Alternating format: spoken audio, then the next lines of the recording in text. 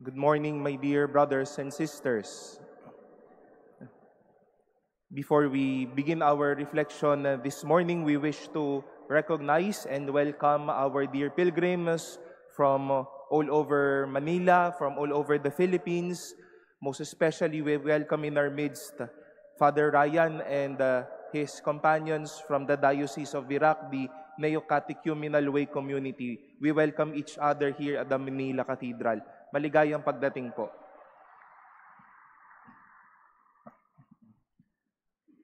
My dear brothers and sisters, one's journey to healing may be hard to understand if we will just leave someone behind and do the healing all by himself or herself.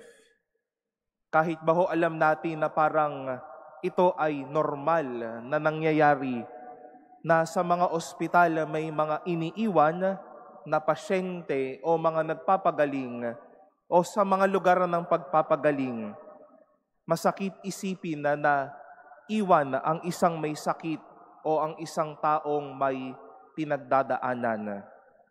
It is bitter to hear that we will be left alone.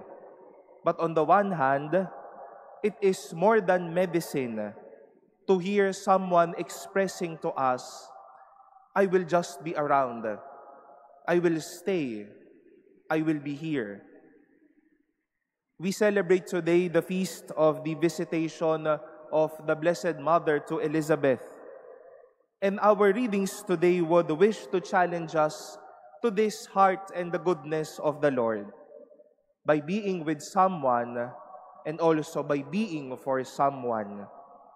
Being among the needy and those in need of our love.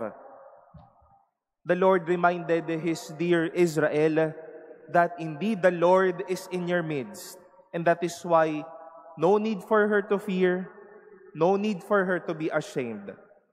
Kaisa ang Diyos, kaya hindi na matatakot. And as it is the feast of the visitation of the Blessed Mother, Mary's visit to her cousin was but a story of reminding her, Elizabeth, that God is in her midst. Dinala ni Maria si Jesus sa kanyang sinapupunan. Pinaramdam at naramdaman ni Elizabeth ang Diyos sa sinapupunan ng mahal na ina.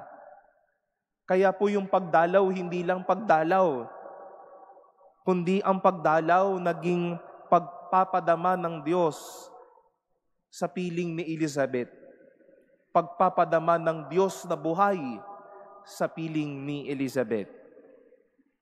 Kaya magiging mabuti, kaya mahihilom, dahil may Diyos na kapiling. We can go well, we can be healed, because God is in our midst.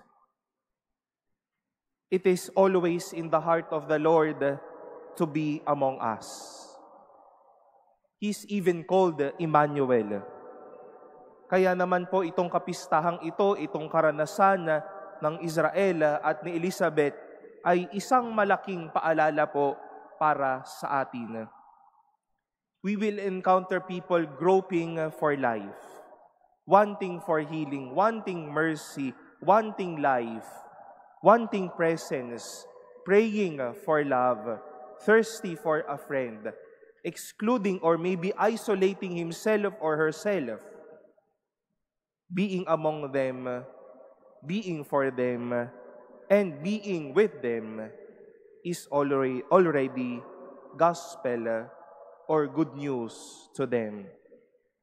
Dahil sa mundo na puno ng iwanan o talikuran, matamis na paalala at gamot ang may magsabi, narito ako, hindi ako mang-iiwan, at mas lalong hindi kita kakalimutan.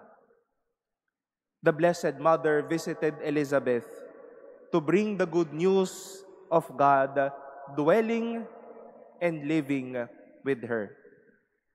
Kaya bubuti at sasaya dahil may Diyos na kapiling.